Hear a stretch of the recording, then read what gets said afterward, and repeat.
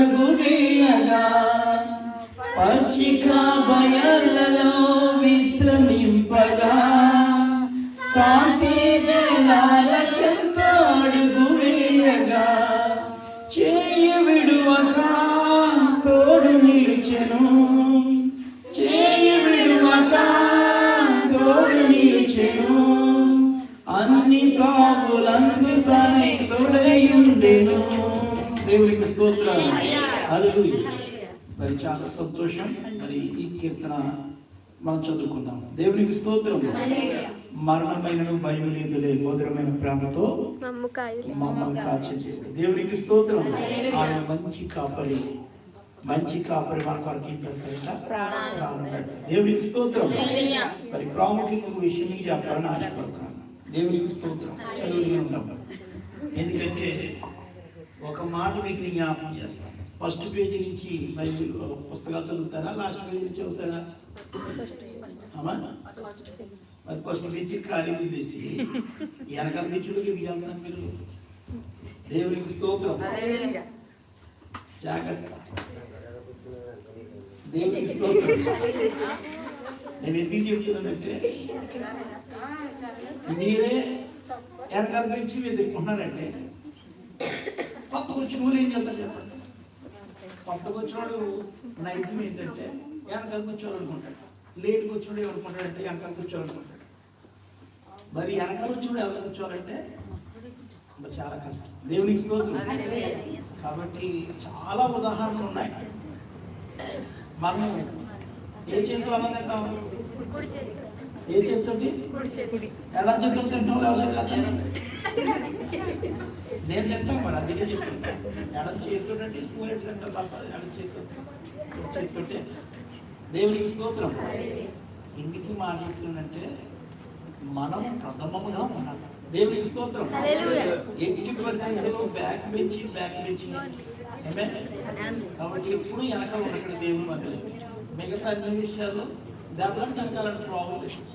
అప్పుడు కొట్టుకుంటారు, రథం తిరుగుతారని అయిపోతాయి. కానీ దెబ్బలను చూడాలని ముందెళ్ళిపోయి అలాగే చూడటం. కాబట్టి అలా చూడకూడదు. కాబట్టి మొదట మనం వచ్చాం కాబట్టి మొదట మనం ఆక్యుపై చేసేసేది. దేవునికి స్తోత్రం. 19వ రంగంలో మనం ఉండాలి. చదువుదామమ్మా. ఎన్నో కీర్తన? 76వ కీర్తన.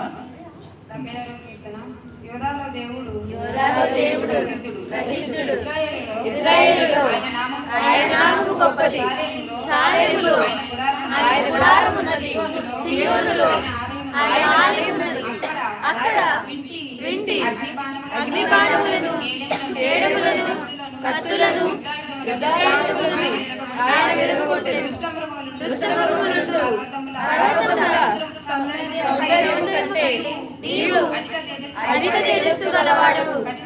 కఠిన హృదయులు దోషకులై ఉన్నారు, వారు నిద్ర నొంది ఉన్నారు. పరాక్రమశాలులందరి బాహుబలము హరించెను. యాకోబు దేవా, నీ గద్దింపునకు రథసారథులకు గుర్రములకును గాఢ నిద్ర కలిగిన నీవే భయంకరుడు. నీవు కోపపడి వేళ నీ సన్నిధిని నిలువగలవాడెవడు? నీవు తీర్చిన తీర్పు ఆకాశములో నుండి వినపడే చేతి. దేశములో శ్రమనొందిన వారందరినీ రక్షించుటకై న్యాయపు తీర్పునకు దేవుడు లేచినప్పుడు భూమి భయపడి ఊరకుండెను. నరుల ఆగ్రహము నిన్ను స్తుతించు. ఆగ్రహశేషమును నీవు ధరించుకొందు. నీ దేవుడైన యెహోవాకు మొక్కుకొని నీ మొక్కుబడులను చెల్లించుడి. ఆయన చుట్టూనున్న వారందరూ భయంకరుడు.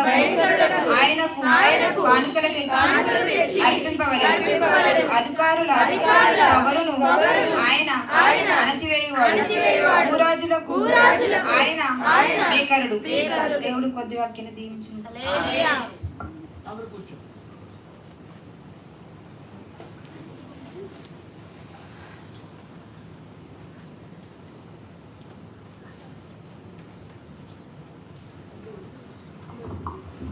హల్లెలూయా. దేవుని నామానికి మహిమ కలుగును గాక. కుడి వచ్చిన అందరికీ వందనాలండి.